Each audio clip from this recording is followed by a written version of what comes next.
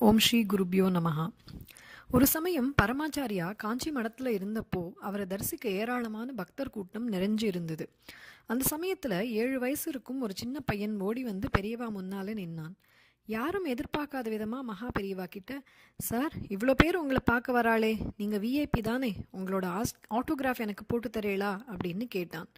மகா பெரியவாளை அவன் சார் என்று கூப்பிட்டதும் கையெழுத்தை கேட்டதும் பலருக்கும் பதட்டம். என்ன சொல்ல போறாரோன்னு நினைச்சா.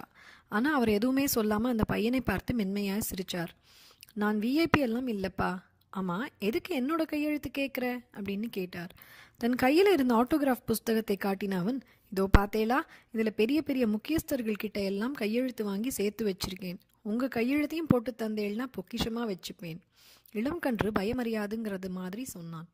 மடத்து காரியதரிசியை கூப்பிட்டார் பெரியவா. இந்த நோட்டில் மடத்தோட சீல் போட்டு ஸ்ரீமன் நாராயண ஸ்துதின்னு எழுதி உன் கையெழுத்தை போட்டு இவன் கிட்ட கொடுன்னு சொன்னார். ஒரு சில நிமிஷத்துல அப்படியே செஞ்சு ஆட்டோகிராஃப் நோட்டை எடுத்துன்னு வந்து கொடுத்தார் மடத்து காரியதரிசி. அதை வாங்கிண்டவன் தேங்க்யூ சார் அப்படின்னு சொல்லிட்டு நோட்டை கையில் வச்சுட்டு புறப்பட்டான். ஒரு நிமிஷம் நிற்கிறியா அவனை கூப்பிட்ட பெரியவா. எனக்கும் உன்னோட கையெழுத்து வேணுமே, போட்டு தரையா என்று கேட்டார். சந்தோஷமா தலையாட்டினான் அந்த பையன். மடத்தோட ரெஜிஸ்டர் நோட்டை எடுத்துட்டு வர சொன்ன பெரியவா அதிலே அவனை கையெழுத்து போட சொன்னார். சந்தோஷமா கையெழுத்து போட்டு அவனை ஆசிர்வதித்தார் ஆச்சாரியார். அந்த பையனுக்கு தானும் ஒரு முக்கியஸ்தன் அப்படிங்கிற எண்ணம் வரணும். அதனால தான் அப்பதான் வாழ்க்கையில முன்னேறுவான். அதுக்காகத்தான் அவனை கையெழுத்து போட சொன்னேன். மகா பெரியவா இந்த வார்த்தையை சொல்லல, ஆனா அவரோட செயலுக்கான காரணம் அதுதாங்கிறது அங்கிருந்த எல்லாருக்குமே புரிஞ்சது.